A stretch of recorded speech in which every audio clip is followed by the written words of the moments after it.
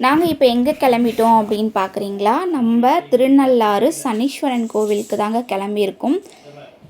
சனி தோஷத்தை நீக்கக்கூடிய இந்த சனி பகவானை நம்ம தரிசனிக்கிறதுக்காக காலையிலேயே ஒரு 5 மணிக்கே வீட்டிலேருந்து கிளம்பிட்டோம். போகிற வழியில் ஸ்ரீ கணபதி விலாஸில் டிஃபன் சாப்பிட்டுட்டு அங்கேருந்து கரெக்டாக லொக்கேஷனுக்கு ரீச் ஆகிட்டோம். திருநள்ளாறு ஒரு 11:30 இருக்கும் போது திருநள்ளாறு ரீச் ஆனோம்.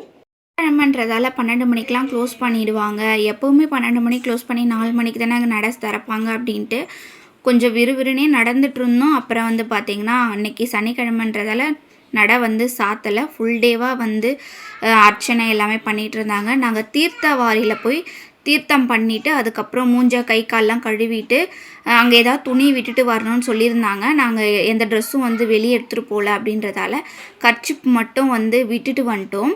வர வழியில் எல் தீபம் வாங்கிட்டு போய் அங்கே விளக்கேற்றலாம் அப்படின்ட்டு அங்கே வியந்து பார்த்த விஷயம், எருக்க மரத்தாலான சிற்பிகள் அழகாக செதுக்கி வச்சுருந்தாங்க.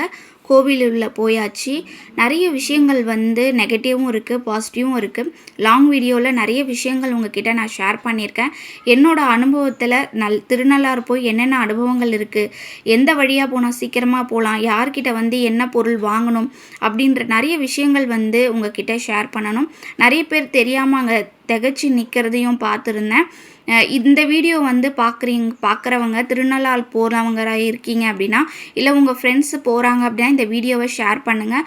இது லாங் வீடியோவில் நான் கொடுக்க போகிறேன் ஃபுல் டீட்டெயில்ஸை, அதையும் பார்த்துட்டு கமெண்ட் பண்ணுங்கள்.